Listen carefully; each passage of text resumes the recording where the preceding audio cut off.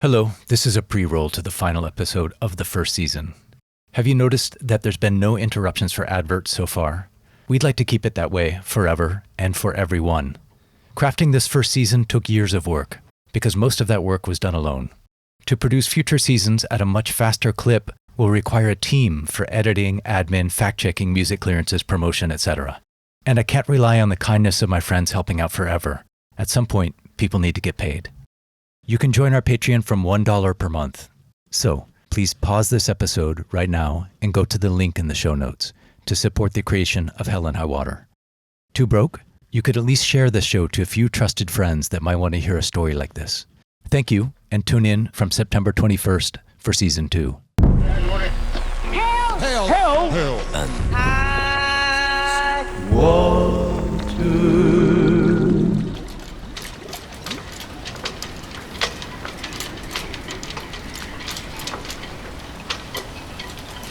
I step on board my new home at twilight, and after a few hours stumbling around the ship in a fugue state, I crawl into bed and stare up at the ceiling.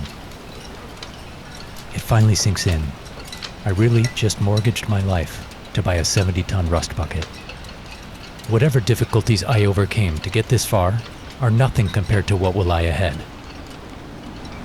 As a North Sea gale howls through the rigging, my mind fixates on how dangerously little I even understand about boats. Like, how will I even notice if the bilges start filling with water? Or if the dock lines break? Or if something in the engine room catches fire? At this rate, I'll never sleep. Eventually, I channel the unshakable faith of the religious, maktub, fate, that we're each following a divine script. And since everything is scheduled in advance, there's really no point in worrying. Bedtime stories aren't known for their realism. Mercifully, I fade out.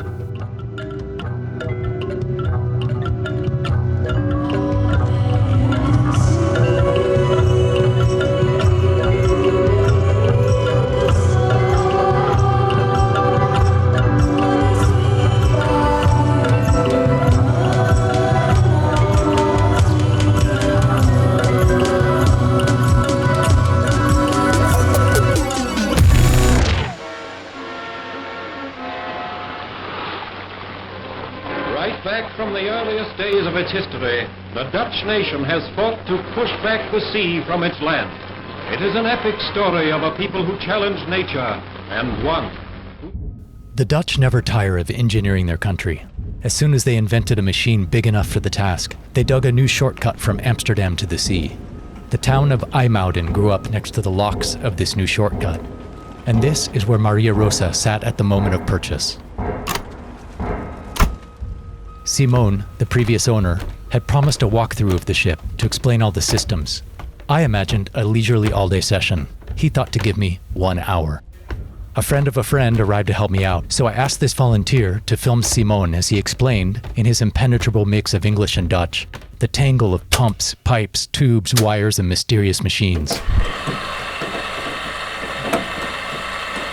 After that dizzying hour, I sat down to make notes from the footage, only to learn that digital media should never be delegated to an anti-technology primitivist. The footage was useless.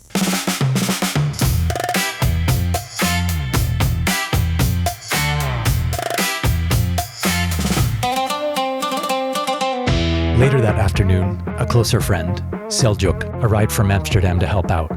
His knowing smile immediately lifted my spirits. Seljuk is a climate justice activist, so he's used to impossible tasks.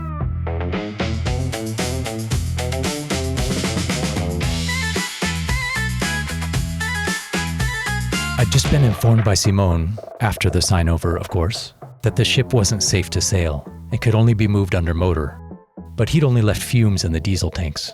The wind was blowing too strong to move the boat over to the fuel dock. So Simone unhelpfully suggested we go buy diesel in town, a few kilometers away, without offering to drive us in his car. So Seljuk and I each carried a pair of 30-liter jerry cans to a nearby public bus stop, where the driver miraculously let us on board. Our first task was to steal a shopping trolley. Fortunately, I'm an expert at this. because I used the humble shopping cart as a percussion instrument on stage for the last 10 years and had to swipe one for each gig.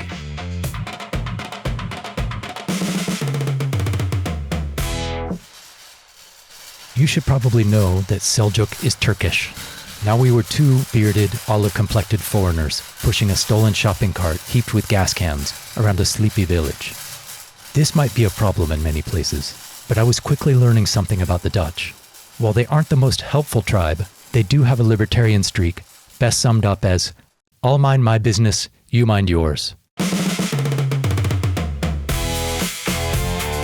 After buying groceries and bed linens, we filled the jerry cans at the petrol station and called a taxi. As Selj and I hastily loaded 120 kilos of diesel into the back of a Mercedes transporter, the driver shouted, "You aren't allowed to do this." And I shouted back, "I know, so let's make it fast."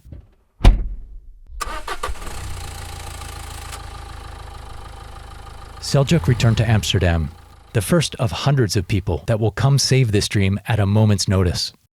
An hour later, the next three arrived, a whole family, including the first captain. There were few people more qualified to guide this fledgling project than Arjen van der Veen.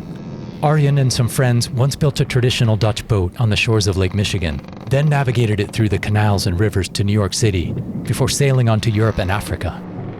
He later co-founded Tres Hombres, a cargo tall ship with no motor, built to revive carbon-free freight transport by sail. This was pure wind-driven vessels, and they did it all without pollution. I'd met Arjen through his partner Lucy. Lucy has an equally formidable will, although her passion goes into policy.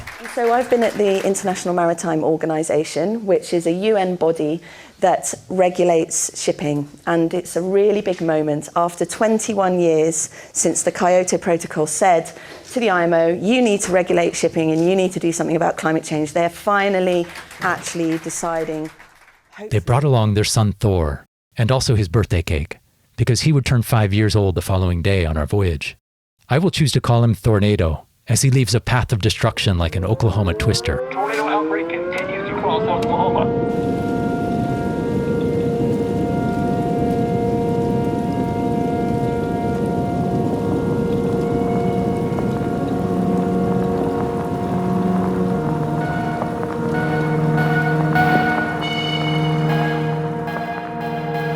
We rose at dawn to prepare the ship for departure. Sailors from all the nearby commercial ships came to untie our dock lines and bid farewell. It was my first realization that I've become the caretaker of an object that plucks heartstrings, because there aren't many boats that survive 75 years. Time can transform any ordinary object into a talisman, but this isn't just any ordinary object. This is a ship, and as Zora Neale Hurston said, ships at a distance have every man's wish on board.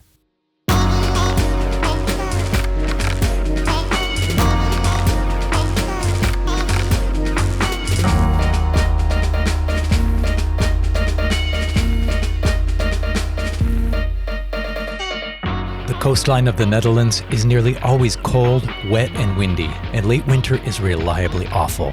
So it feels like an omen when, against all odds, the clouds part and the sun shines down as this journey of a lifetime begins.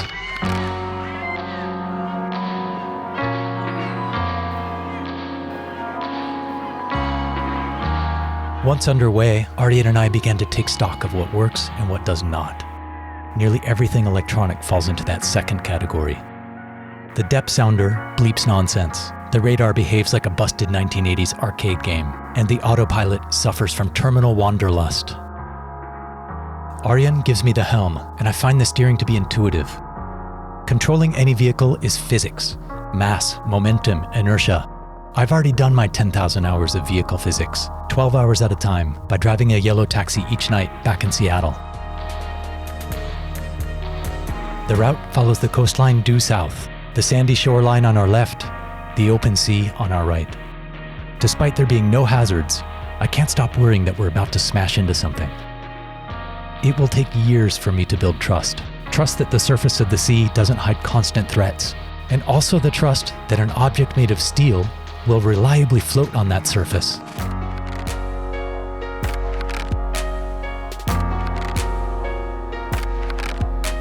An exhausted seagull lands on the roof of the wheelhouse and rests awkwardly close to my head for the remainder of the voyage.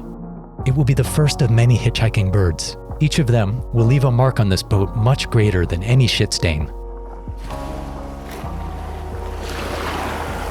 At the mouth of the river leading inland to Rotterdam, the sea becomes confused, and so does my own body, ejecting its lunch over the rails.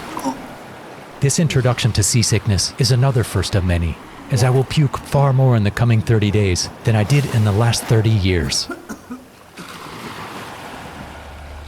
The second half of the day is a slow crawl up a waterway that may have once been a river, but has now become a wholly manufactured landscape. The VHF radio spits out rapid Dutch commands from Rotterdam Port Control as they guide us through a labyrinth of concrete berms and container ships. I will start proceeding 1545. As the sun sets over the stern in the long golden hour of this high latitude, the city's many drawbridges, glowing warmly in the low-angle sunlight, lift in a graceful sequential choreography, as if to salute our arrival.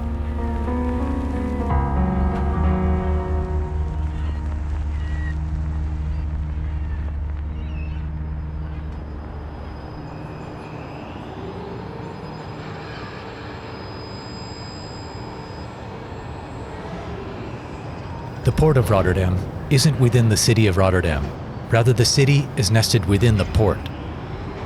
In fact, the city might best be understood as the human resources sector of a vast industrial estuary.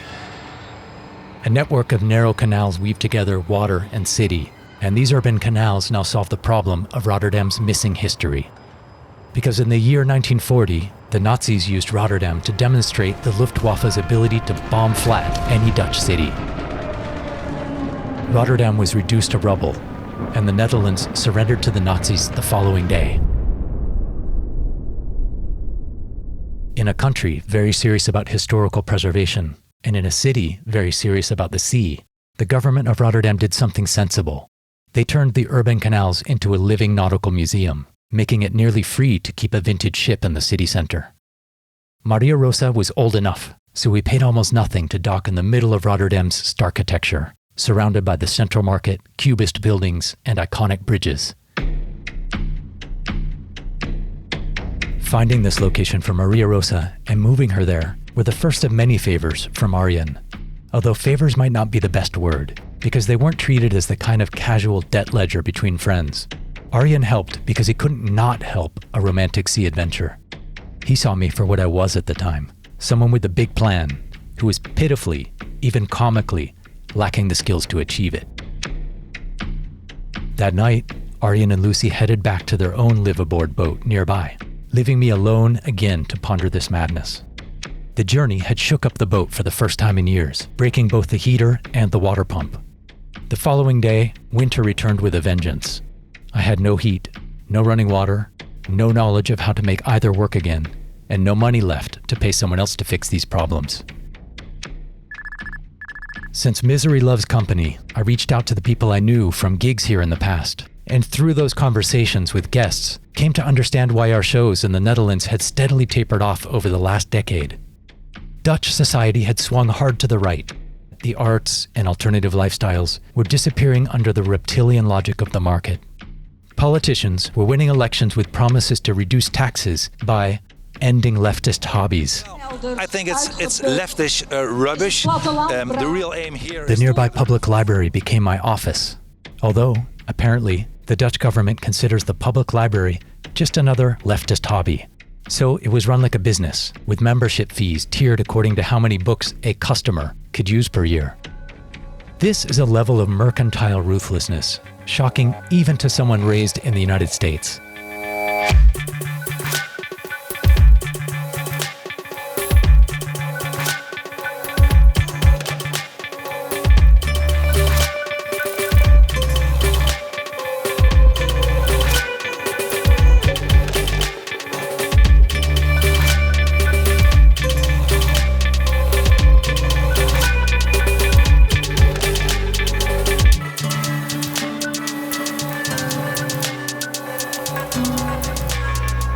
The first month alone, freezing my ass off, painstakingly sorting the disorganized jumbles in each of the boat's many storage lockers, making piles of bolts and screws, piles of ropes, and many piles of similar-looking things which I couldn't identify.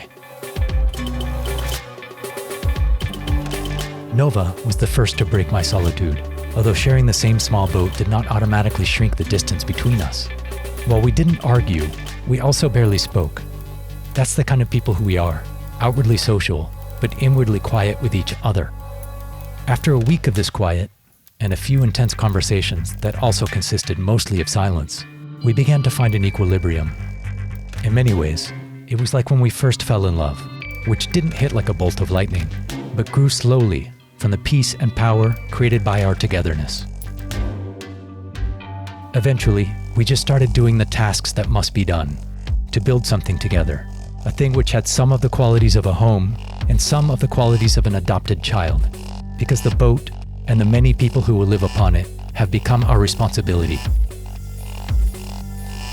The task ahead was not only to rebuild this dormant vessel into a seaworthy ship, we also had to build a theater atop her and design the show. All of this in only 90 days. Before the foul autumnal weather would trap us in Northern Europe, before we would lose our momentum, and before I would go bankrupt. To improve Maria Rosa much faster than her background rate of entropy would demand tremendous muscle, sweat, blood, and brains. So this is when we become many.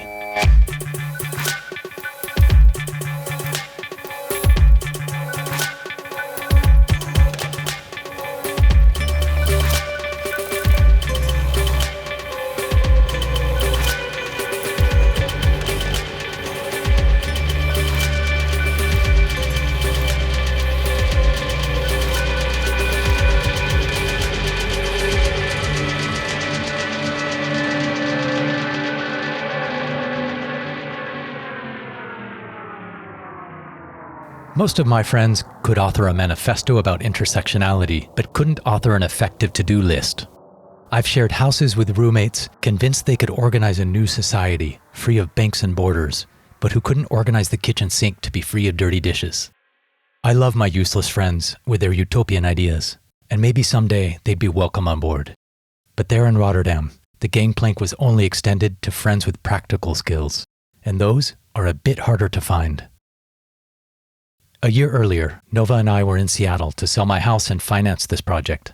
During the visit, we crossed the waters of the Puget Sound to the mossy Olympic Peninsula, where Nova sang at the Goat. This goat isn't a stubborn mammal with square pupils, but a speakeasy bar, hosted in a tiny shack in the forest. A typical night at the Goat begins with delicate acoustic music and later devolves into feral frontier rowdiness.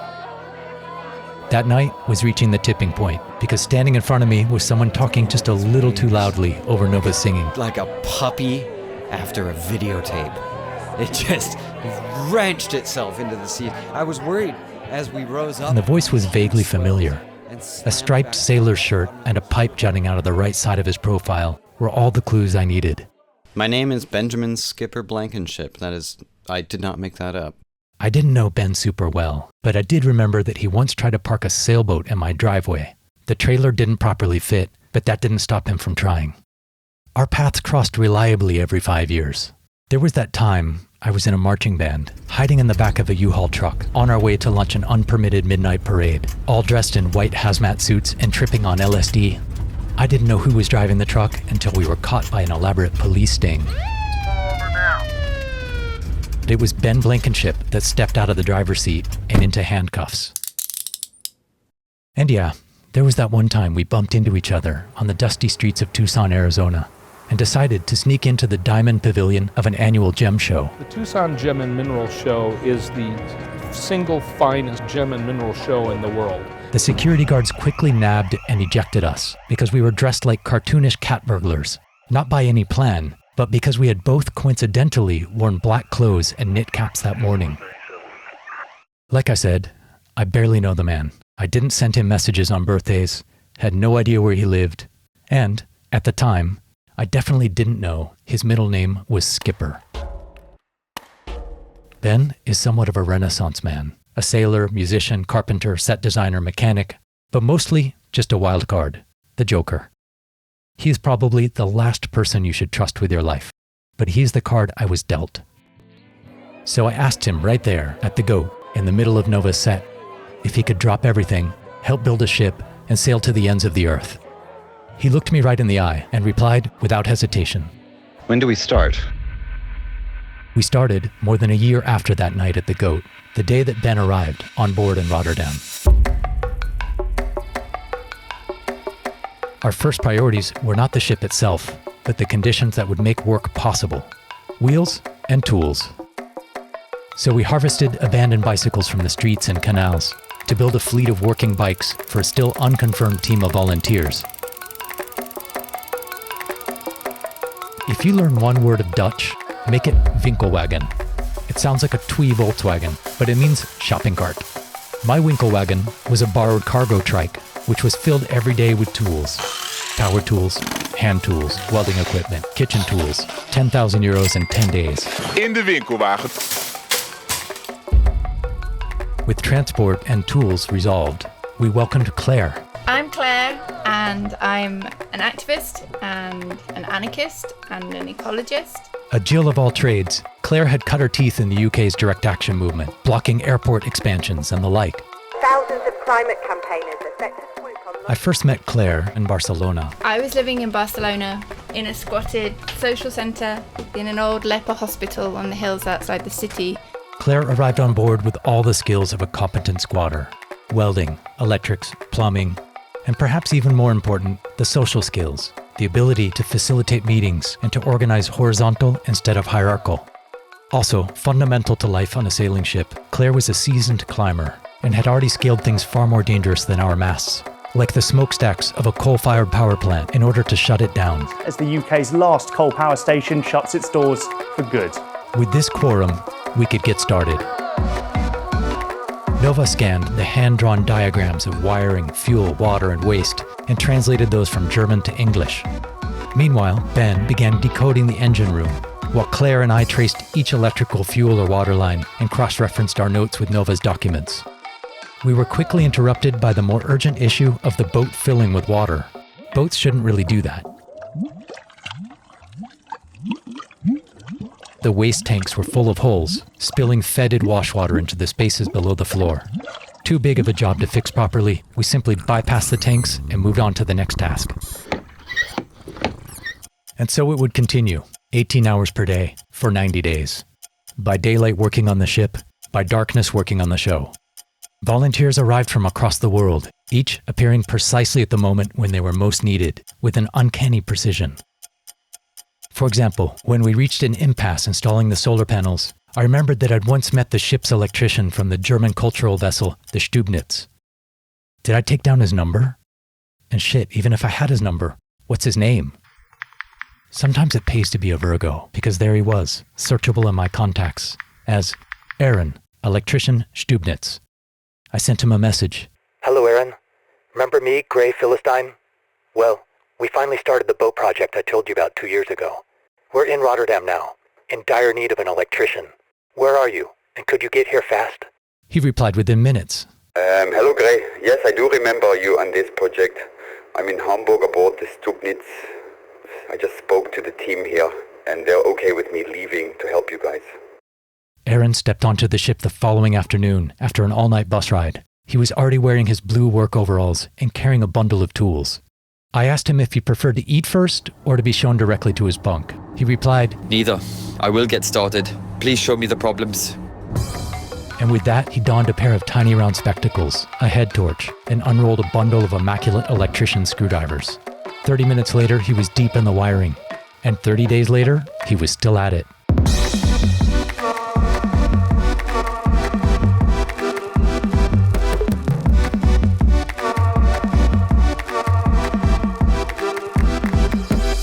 Arjen introduced us to Jeroen, a local welder and renewable energy expert, a sailor and cultural activist, serious skills.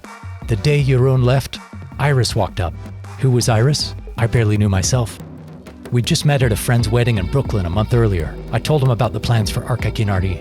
It turns out that Iris was the chief builder of a number of earlier seminal floating arts projects. A master designer, welder, and carpenter, Iris correctly figured that we wouldn't succeed without him. So he jumped on a flight from New York City and walked onto the ship with barely a word of warning. But it was the Catalans who provided the bulk of our team. A constant stream arrived from Barcelona. Adrià, Matilde, Victor, Mariam, Martin, Javi. This Catalan muscle was shepherded by the director of the performance, Ricard Soler, whose efforts for Arka Kinari started a year earlier. Ricard is yet another of those people without whom we'd have gone absolutely nowhere. There's a silver lining to building the project on a dock in Indonesia's former colonizer. There are plenty of Javanese in the Netherlands, and they started showing up. Bintang, the musician, Intan, the event organizer, expats, students, most of them not fully convinced that we, or anybody, could actually sail this old ship from Europe back to their home country, but wanting to help us try. We'd become a potent gang, and there was real momentum, even a spirit of euphoria. Nova turned out feasts from the galley. The Catalans opened bottles of wine at 10 p.m. to wind down each day's work. Everyone on board shared a feeling that we are founding a truly great adventure, the kind of thing we read about but assumed we'd never experience in our lifetimes.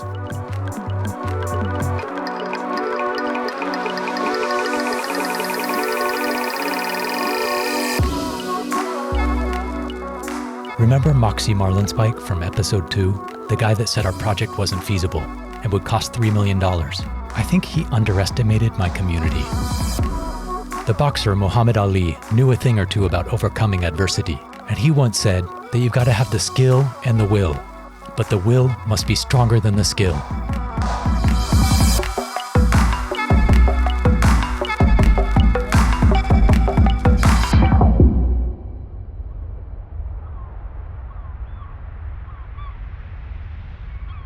Our nearest neighbor on the dock was an ancient Dutch boat, spot-treated with so many different shades of spray paint primer that it had become a kind of burnt orange dazzled camouflage. The occupant was an irascible 83-year-old hermit named Martin, being slowly entombed by his lifetime's accumulation of strange objects. He could be found awake at any hour, day or night, surrounded by the spare parts of his many simultaneous boat projects, always arranged in perfectly parallel or perpendicular lines across the deck of his ship. It was a hoarding that would enrage Marie Kondo, but it seemed that every item in his arsenal of junk sparked joy for Martin.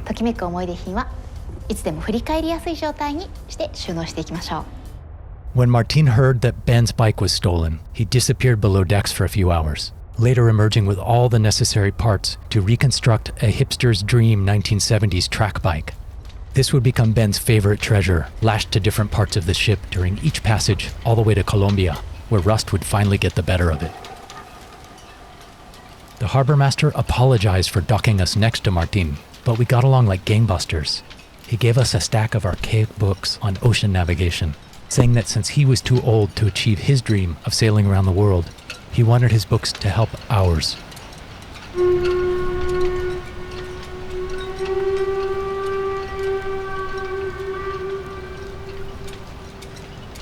A few weeks before departure, we had to start rehearsing loudly by night. So we said our goodbyes to Martin and our fantastic downtown digs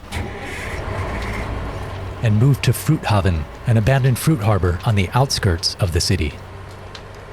Back in the narrow urban canals, we were under the friendly oversight of the city government.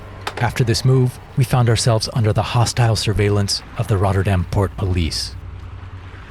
One of their futuristic patrol boats could appear at any moment, bow thrusters mashing Maria Rosa against the dock, as the cops would shout ear-splitting orders from their loudspeakers.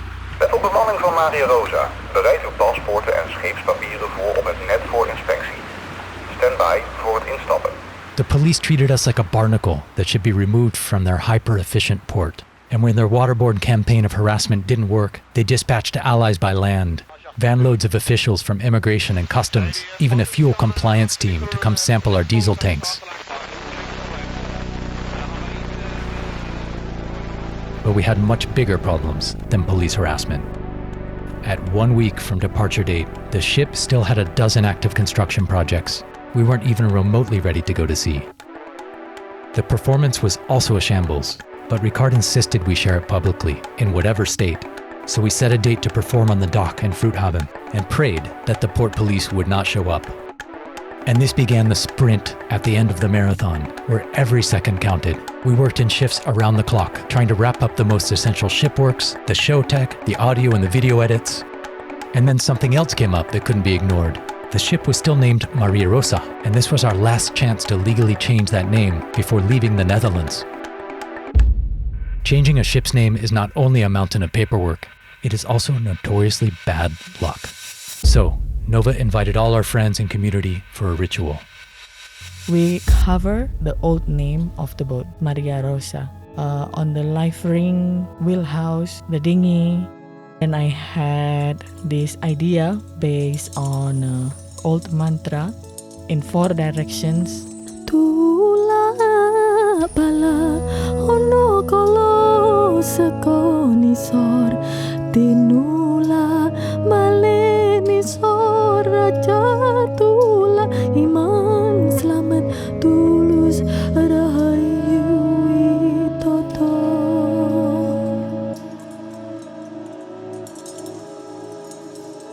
And of course, we feasted on a tumpeng. Tumpeng is a mountain of yellow rice, turmeric rice, kind of a simple blessing to start the journey.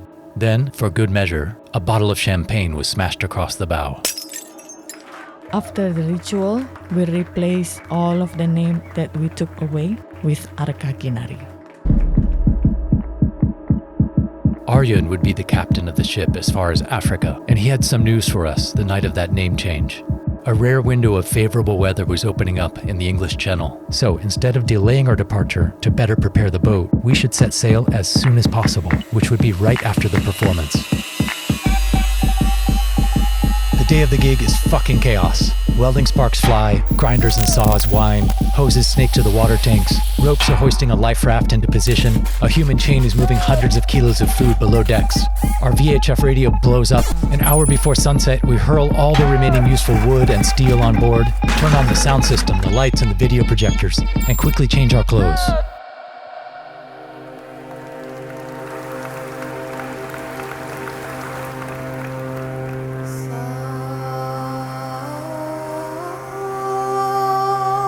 The show opens with Nova's shadow from behind the screen, singing a tune preserved since medieval times in Catalonia, where it's known as El Cant de la Sibila.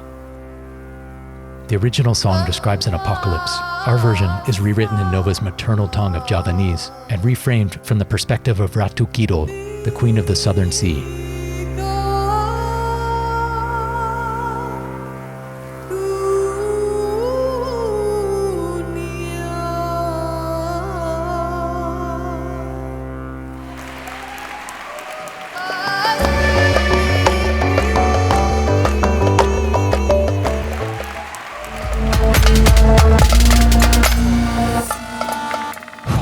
Holy shit, we did it. Sloppy, but the seed of something we could eventually be proud of. There's no time to ruminate on the show anyway, because to catch the outgoing tide, we must leave now. The deck of the ship is still cluttered with gig equipment. Our 3 favorite Dutch bicycles are hastily strapped to the stern. Lumber is lashed to the roof of the wheelhouse. Arjen is at the helm. Aaron is still wiring in new navigation instruments. The rest of us are handling the dock lines, tipsy after celebrating our first gig, and still in our costumes. At midnight, we manage to push off from the dock, and don't make it 50 meters before a port police boat blocks our path to the sea. Ik heb hem opgevangen, dan gaan we redelijk... Maria Rosa, this is the Rotterdam Port Police. What is going on here? Rotterdam Port Police, this is no longer Maria Rosa. This is the sailing vessel Arka Kinari. Over. Arka Kinari, what are your intentions? Over. We're bound for Indonesia. Arka Kinari, out.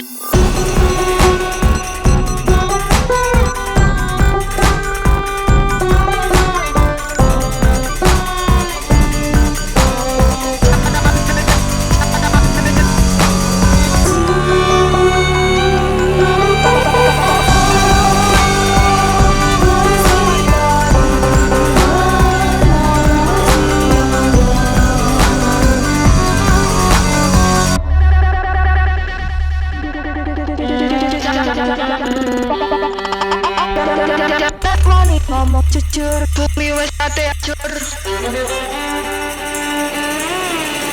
Cutting politics and cool, downer than the old school.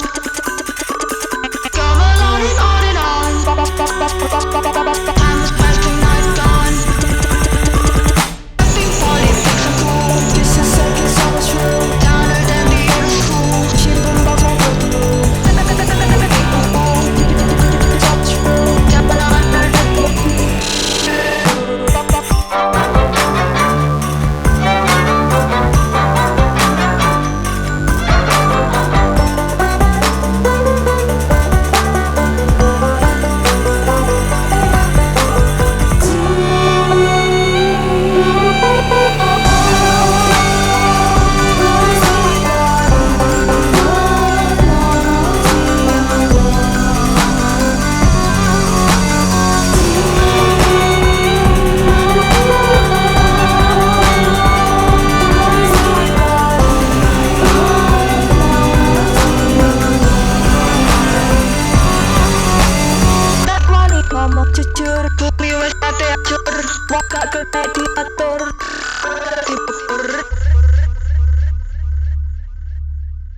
Still listening? Good. Now, please do us the favor of rating this series. Leave a glowing review, share it with friends, or join our Patreon. Links are in the show notes. Mayday, Mayday, Mayday. If you have enough loot to support the voyage and the creation of future audio episodes, please join our Patreon, where you'll also get access to writings, videos, and photos just for supporters. That's patreon.com/Arka Kinari. Patreon.com/Alpha Romeo Kilo Alpha Kilo India November Alpha Romeo India. Story, narration, audio production, and sound design by Grey Filastine, with the following contributors. Story editing by Raka Ibrahim. Narration coaching by Jati Anito. Season production by Matt Jacob. Featuring the music of Colony Collapse by Filastine Nova, remixed by Squeaky Lobster. Glass Seagulls by Filastine Nova. Spectralization by Filastine Nova. Perbatasan by Nova Ruth. Chatarreros by Filastine Nova. Tulak Bala, lyrics, ancestral patrimony, performed by Nova Ruth. Song of Sybil, lyrics, ancestral patrimony, rewritten and performed by Nova Ruth. Concert excerpts of Filastine Nova. Colony Collapse by Filastine Nova, remix by Beats Antique. Featuring the guest voices of Lucy Gilliam, cited from a public lecture, Arjen van der Veen from a public presentation, Ben Blankenship, Claire Fawcett, Nova Ruth Sete Ninchas, and Aaron Meyer, using text-to-speech from his written messages. The creation of Hell and High Water is supported by the Luminous Foundation, Climate Works, and people like you joining our Patreon.